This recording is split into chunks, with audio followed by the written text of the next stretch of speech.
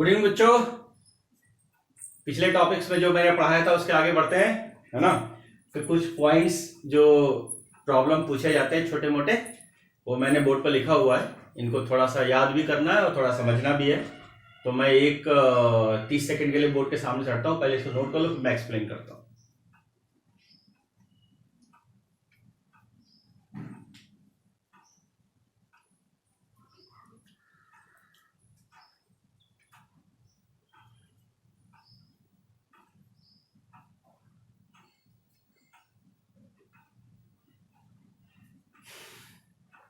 ठीक है बेटा, अब देखो कुछ बातें जो डायरेक्ट पूछी जाती है वो मैं आपसे डिस्कस कर रहा हूँ।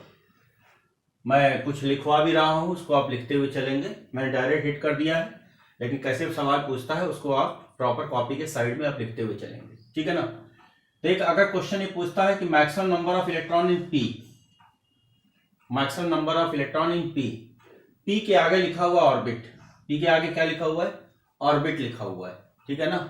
तो हमारा जो फॉर्मूला चलता है इस केस में चलता है 2n²। क्या चलता है? 2n²। n का मतलब नंबर ऑफ इलेक्ट्रॉन्स। तो p ऑर्बिटल में नंबर ऑफ इलेक्ट्रॉन कितने होते हैं बेटा? 6, है ना। p में मैक्सिमम इलेक्ट्रॉन कितने होते हैं? 6 होते हैं। तो 2 × 6 का स्क्वायर, यानी कि ये आ जाएगा कितना? 72। ठीक, नोट कर।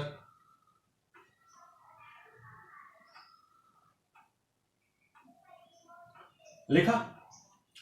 अगर maximum number of electron in p सब ऑर्बिट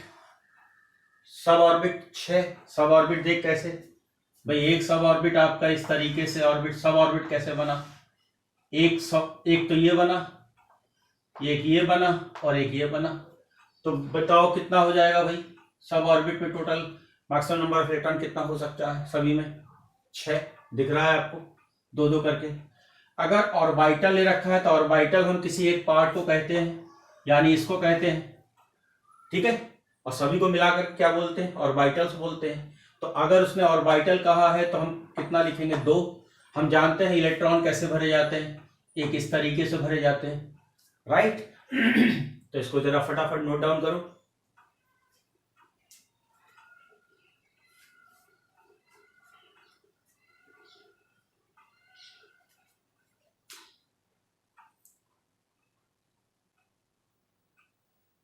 लिखा।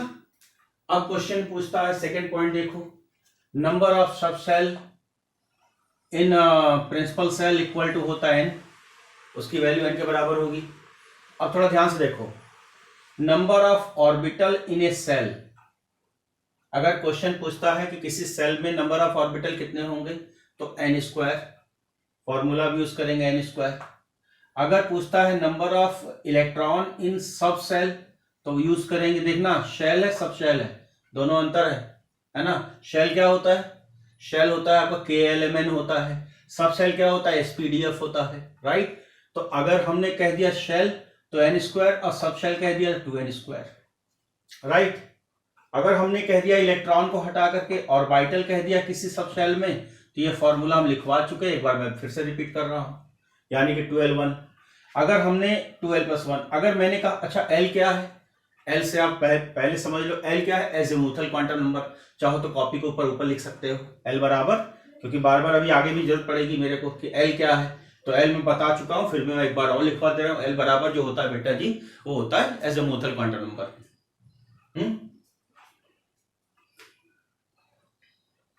लिखा। अच्छा, अब देखो इधर, अगर पूछता है maximum number of electron in a subshell, तो ये हो जाएगा 2l+1, यानी इसको मैं ये भी लिख सकता हूं। अगर इसको देखो तो इसको मैं इस तरीके से भी लिख सकता हूं, 4 है ना, 4l+2, ये भी कह सकते हो। हालांकि मैं बता चुका हूं, फिर भी मैं लिखवा रहा हूं।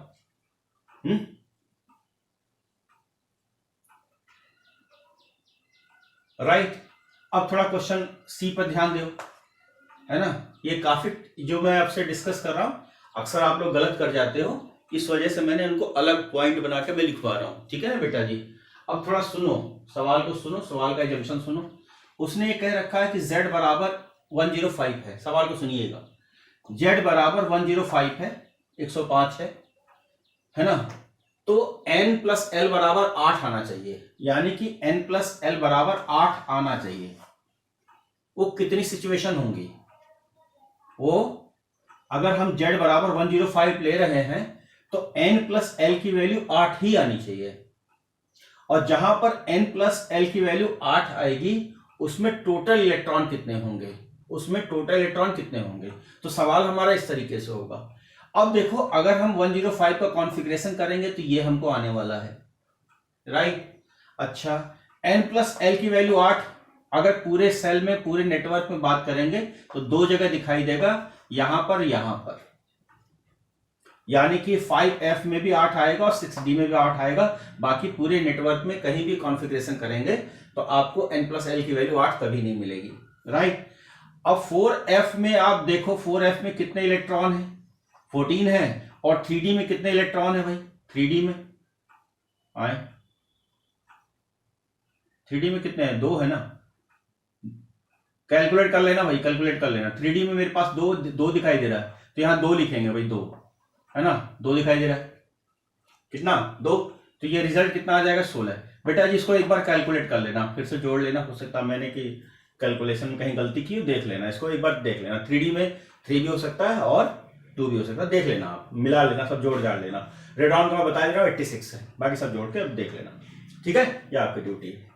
अब देख रेडियल नोड, अगर उसने नोड की बात उसने क्वेश्चन में कह रखा है, नोड की बात है ना, नोड की बात अगर क्वेश्चन में कह रखा है बच्चों, तो इस बात को समझना, किसी भी तरीके का नोड होगा, है ना, किसी भी तरीके का वर्ड उस नोड कहा है तो वहां पर इलेक्ट्रॉन डेंसिटी बिल्कुल 0 होने वाली है, राइट। कुछ एरिया का क्वेश्चन पूछता है कि भाई रेडियल नोड क्या है, तो रेडियल नोड के लिए हम जो फॉर्मूला यूज करेंगे n माइनस एल माइनस 1।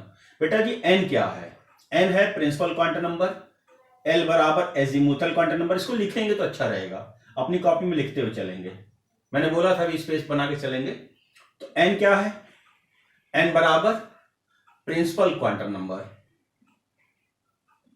और l बराबर एजीमुथल क्वांटम नंबर।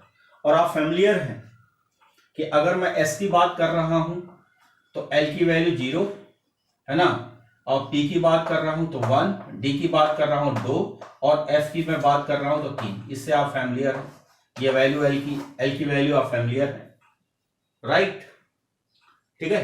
अच्छा, अब देख यहां पर ये आपका n हो गया 2, p के लिए l की वैल्यू 1, 2 माइनस 1 माइनस 1, रिजल्ट आप देख रहे हो, 2 माइनस 2 माइनस 1 माइनस 1, आप रिजल्ट देख रहे हो 0, देख रहे हो। इसी तरीके से मैंने सारे सॉल्व करके जितने भी कंपटीशन में पूछे गए मैंने आपको लिख दिया, आप सॉल्व करके देखो यही आंसर आएगा, ठीक। अच्छा चलो इसको नोट करो, देखो थोड़ा बहुत इधर तो लिखा है, उसको नोट जरूर करो बेटा, क्या मैं समझाना चाह रहा हूं।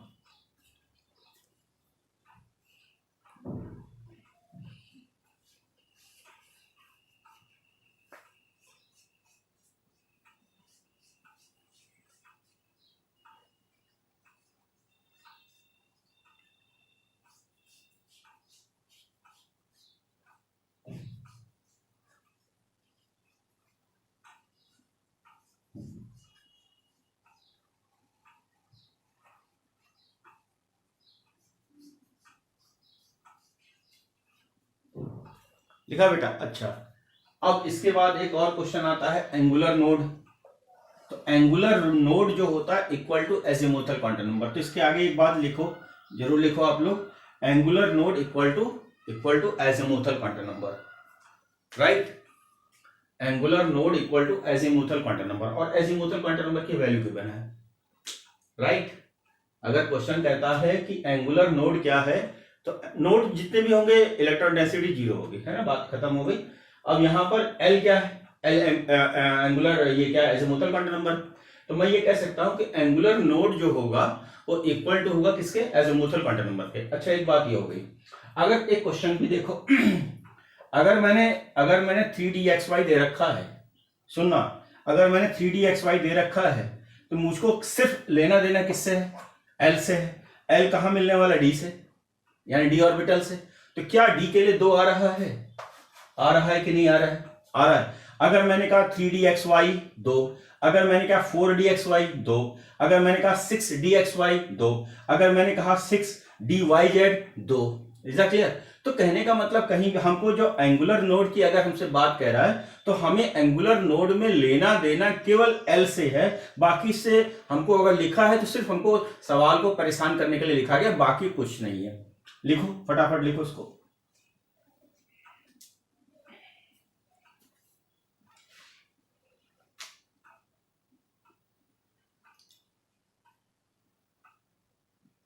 लिखा। अब देखो नोडल प्लेन, तो कई बार आपसे चर्चा हो चुकी नोडल प्लेन क्या होता है, तो एक लाइन जरूर लिखो, the place where electron density equal to 0, the place, इसी नोडल प्लेन के आगे लिखो, the place where electron density equal to 0। ठीक। अब देखो एस ऑर्बिटल में इलेक्ट्रॉन डेंसिटी क्या है। अच्छा, एस ऑर्बिटल कैसा होता है? स्फेरिकल होता है। होता है बेटा, होता है नहीं होता है? सेंटर में क्या होता है? न्यूक्लियस होता है। होता है। अब नोडल प्लेन कैलकुलेट करने के लिए हम क्या करते हैं, जो ऑर्बिटल होते हैं उसको डिवाइड करते हैं एक्स एक्सिस पर, वाई एक्सिस पर, जेड एक्सिस पर। तो क्या एस को डिवाइड कर सकते हैं? बिल्कुल नहीं। एक्स स्फेरिकल होता है, एस क्या होता है? स्फेरिकल होता है, उसको डिवाइड नहीं कर पाएंगे। जब डिवाइड नहीं कर पाएंगे तो उस केस में नोडल प्लेन हमारा कंसीडर क्या हो जाएगा? 0 हो जाएगा। Is that clear? मेरी बात समझना ध्यान से, ध्यान समझना। अब यहां पर अगर उसने क्वेश्चन कहा है P के लिए, सिर्फ P लिखा हुआ है, सिर्फ P लिखा हुआ है, तो P के लिए 1 हो जाएगा, है ना। यानी कि आप जो है S के लिए 0, उससे एक एक बढ़ते हुए चलेंगे। S के लिए फिर 0, फिर P के लिए आपका 1, D के लिए 2 और F के लिए 3। ये मैंने आपको लिखा हुआ सीक्वेंस में। सिंपल, एकदम सिंपल। और ये जो वैल्यू आया है, डायग्राम बना बना करके आया है, तो वो आपसे पूछा नहीं जाता डायग्राम। ठीक है। एक और देखो, एक नोडल सरफेस देखो। तो बेटा जी नोडल सरफेस का फॉर्मूला भी वही है, यानी वही इनडायरेक्ट में वही चीज है जो हमारा के रेडियल नोड था। रेडियल नोड भी देखो वही है, दिख रहा है? रेडियल नोड कह लो या नोडल सरफेस कह लो, दोनों एक ही चीज है। यहां भी n की वैल्यू क्या है? n क्या है? n है प्रिंसिपल क्वांटम नंबर और l क्या है? Azimuthal quantum number. तो सिमिलर है, कोई दिक्कत वाली बात नहीं है। थोड़ा सा और अच्छा बनाने के लिए मैंने आपकी इसमें सिंपल ही लिख दिया था 2p 3p, और इसमें थोड़ा xy करके मैंने लिख दिया, कोई दिक्कत वाली बात नहीं है। आप सॉल्व करके देखेंगे, सॉल्व करके देखेंगे। ये जो d है ना, d के लिए l की वैल्यू कितनी आएगी? 2 आएगी। कितनी आएगी? 2 आएगी। ये आपको पता है। d के लिए l की वैल्यू कितनी आएगी? 2 आएगी, आपको पता है। इसमें वैल्यू पुट करते हुए चलेंगे, और इस फॉर्मूले n की वैल्यू क्या है? ये n है, ये n है, ये n है, ये आपका ये n है, ये n है, ये n है। और सभी के लिए d की बात अगर करते हो, d की, तो सभी के लिए d की बात कितनी आएगी? 2 आएगी, है ना। तो आप कम करते हुए चलेंगे। यहां कितना हो जाएगा? 3 माइनस 2 माइनस 1। आप समझ रहे हो आगे मैंने क्या लिखा है? 4 माइनस 2 माइनस 1। आप समझ रहे हो? इसी तरीके 5 माइनस 2 माइनस 1। आप समझ रहे हो? आंसर देखो बोर्ड लिखा हुआ है, राइट। अब मैंने आपको पढ़ाया होन्स रूल, है ना, पाउलीस रूल और अफवा प्रिंसिपल, तीनों मैंने पढ़ा दिया है। तो ये जो कुछ सेलेक्टेड एग्जाम्पल हैं जो आपसे पूछे जाते हैं, इन्हीं की आप प्रैक्टिस करो। कहाँ कहाँ लगेगा, कहाँ नहीं लगेगा, को वायलेट होगा, नहीं होगा, प्रेजेंट एब्सेंट, इस तरीके से पूछे जाते हैं, मैंने लिखा हुआ है। इसमें भी जो चीज समझ में ना आए तो व्हाट्सएप कर सकते हो, ठीक है, नोट करो।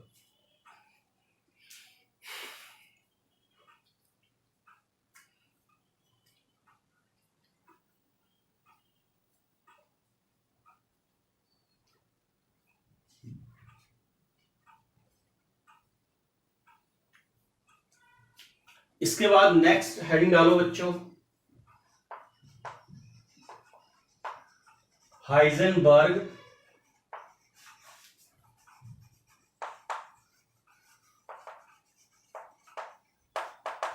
Certainty principal.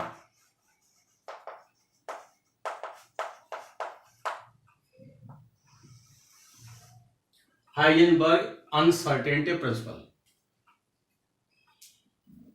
Right. Heisenberg uncertainty principle, इस पर थोड़ा सा हम लोग बात करेंगे बच्चों। जब इलेक्ट्रॉन न्यूक्लियस के चारों तरफ रिवॉल्व करता है, हाइजेनबर्ग का जो प्रिंसिपल है उस पर मैं फोकस कर रहा हूं। जब इलेक्ट्रॉन न्यूक्लियस के चारों तरफ रिवॉल्व कर रहा होता है, उस समय एक ही समय में उसकी एग्जैक्ट पोजीशन और वेलोसिटी को कैलकुलेट नहीं किया जा सकता। फिर से मैं बोल दे रहा हूं, जब इलेक्ट्रॉन न्यूक्लियस के चारों तरफ रिवॉल्व कर रहा होता है तो एक ही समय में उसकी वेलोसिटी और एग्जैक्ट पोजीशन को कैलकुलेट नहीं किया जा सकता है। इसी को कहते हैं हाइजेनबर्ग प्रिंसिपल। क्या मैं एक बार और बोल दूं? फिर से सुन लो। अगर इलेक्ट्रॉन न्यूक्लियस के चारों तरफ घूम रहा है, अगर इलेक्ट्रॉन न्यूक्लियस के चारों तरफ घूम रहा है तो एक ही समय में उसकी एग्जैक्ट पोजीशन और एग्जैक्ट वेलोसिटी को एक समय में यानी एक ही टाइम में कैलकुलेट नहीं कर पाएंगे। अगर हम पोजीशन को कैलकुलेट कर रहे हैं तो वेलोसिटी को नहीं कर पाएंगे, अगर वेलोसिटी कैलकुलेट कर रहे हैं तो पोजीशन को कैलकुलेट नहीं कर पाएंगे। इसी को कहते हैं Heisenberg uncertainty principal. Is that clear? तो मैं एक स्टेटमेंट लिखवाऊं, लिखो Heisenberg uncertainty principle. Heisenberg uncertainty principle are applicable for small moving object। ये नहीं बहुत बड़ा होना चाहिए, स्मॉल मूविंग ऑब्जेक्ट, यानी कि ऐसा कोई पार्टिकल, ऐसा कोई मामला होना चाहिए जिसका मास जो बहुत छोटा होना चाहिए, बहुत छोटा होना चाहिए भाई, है ना। नेक्स्ट लाइन से लिखो, according to this principle, when electron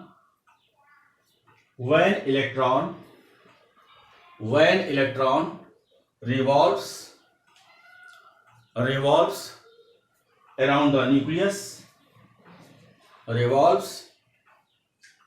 the nucleus, then exact position and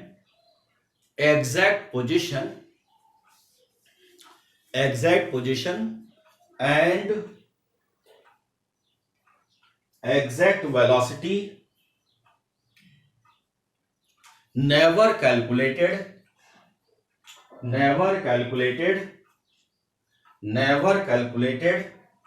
at the same time।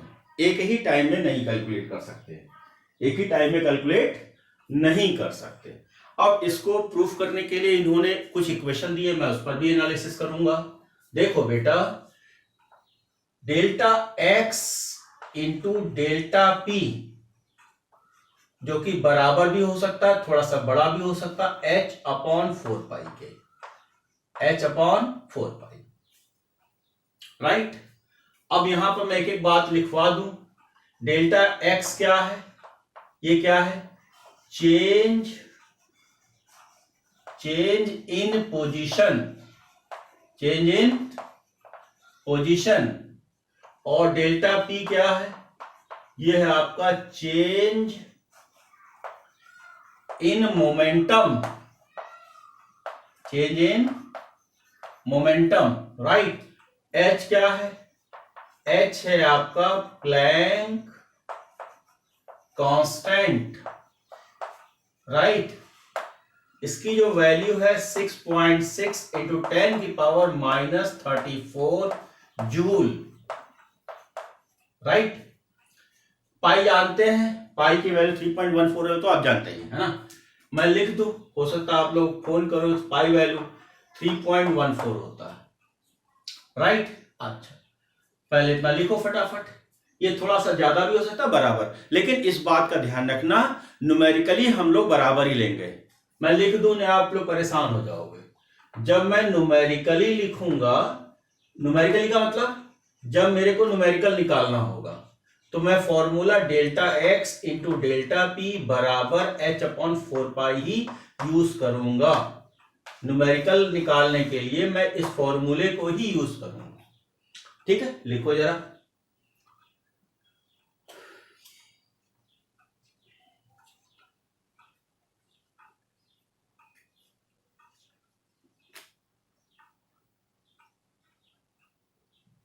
लिखा बेटा? अच्छा, एक बात सुनो बच्चों, डेल्टा पी यानी चेंज इन मोमेंटम, ये क्या होता है? फिजिक्स में पढ़ा होगा, m इंटू डेल्टा वी, ये होता है ना। तो इसको आप लिखो वी नो दैट, यानी इसको हम जानते हैं, नहीं जानते तो आज जान गए हो, ये मत कहना नहीं जानते, कोई बात नहीं, आज तो जान गए हो, कोई बात नहीं। इसको मैं यहां लिखता हूं, तो delta x into m delta v, right, बराबर क्या हो जाएगा, h अपॉन 4 पाई। अब एक नई बात आ गई भाई, m क्या बला है, m क्या बला है, m क्या है, m है mass of electron, mass of electron है ना। इसकी वैल्यू कितनी होती है, 9.1 इंटू 10 की पावर -31 kg, एक बात। और डेल्टा v क्या है भाई, ये है चेंज इन वेलोसिटी, क्या है, चेंज इन वेलोसिटी। छापा जाए फटाफट जरा,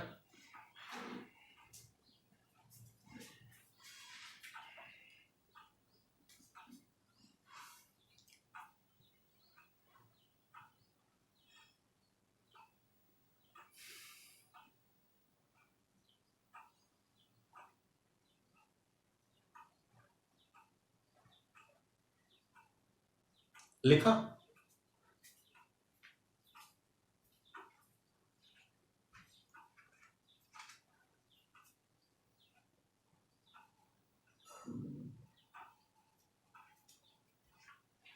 लिखा बच्चों। अच्छा एक बात बताओ, इसको तो आप लिखो इक्वेशन नंबर 1, ठीक है।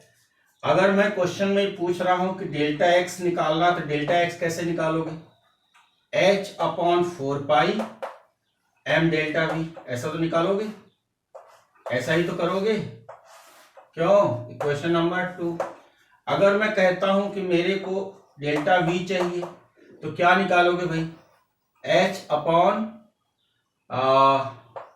4 पाई है ना, m डेल्टा x, यही तो करोगे।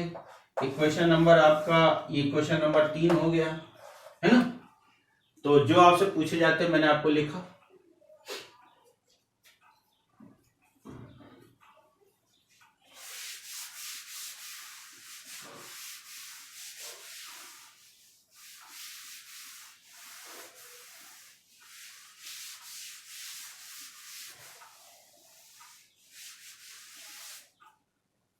लिख बेटा फटाफट, तो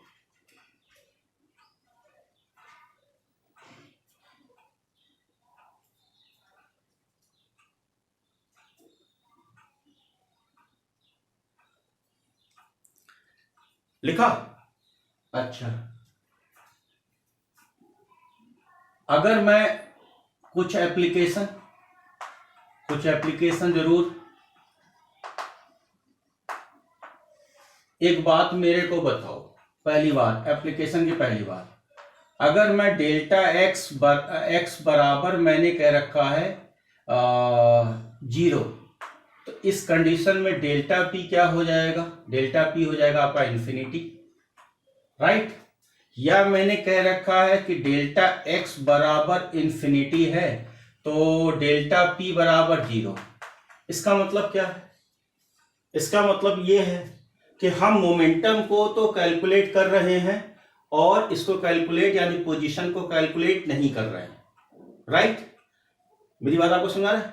इसका मतलब यह है कि मोमेंटम को कैलकुलेट कर रहे हैं, पोजीशन कैलकुलेट नहीं कर पा रहे हैं, यानी एक समय में हम एक ही काम कर पा रहे हैं, राइट। इसमें क्या है कि हम पोजीशन को कैलकुलेट कर रहे हैं, मोमेंटम को कैलकुलेट नहीं कर पा रहे हैं। यानी इसके आगे लिखो, इसके आगे लिखो, इसके आगे लिखो, only momentum is calculated, only momentum is calculated, लिखा। इसके आगे लिखो ओनली पोजीशन इज कैलकुलेटेड, इसके आगे लिखो ओनली पोजीशन इज कैलकुलेटेड, लिखा।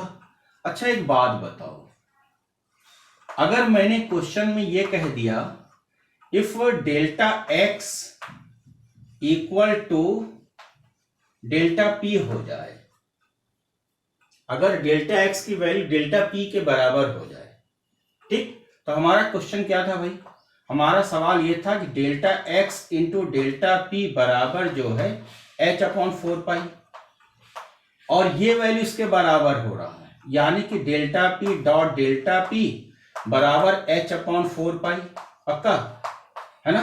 तो मैं ये भी कह सकता हूं कि डेल्टा पी स्क्वायर बराबर एच अपॉन 4 पाई। अच्छा, डेल्टा पी की वैल्यू मैंने कितना लिखा है? डेल्टा पी की वैल्यू मैंने कहीं लिखा है कि एम डेल्टा वी लिखा है, तो मैं ये भी कह सकता हूं कि एम डेल्टा वी है ना बराबर स्क्वायर बराबर एच अपॉन 4 पाई लिख सकता हूं। अच्छा एक बात बताओ, इसको मैं ऐसा भी लिख सकता हूं, m square delta v square बराबर एच अपॉन 4 पाई लिख सकता हूं। अच्छा एक बात बताओ, पहले इतना नोट करो। अच्छा एक और लिखो, अगर मैं डेल्टा वी स्क्वायर, अगर मैं कहता हूं डेल्टा वी स्क्वायर बराबर क्या लिख सकता हूं बताओ? एच अपॉन 4 पाई एम स्क्वायर। क्या मैं लिख सकता हूं? बिल्कुल लिख सकता हूं। लिखो जरा, फटाफट लिखो।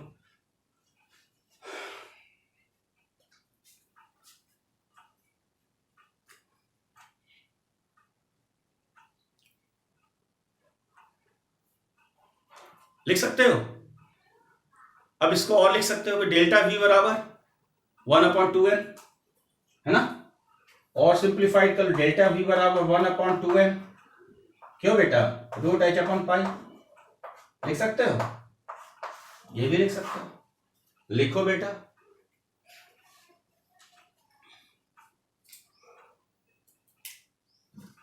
लिखा?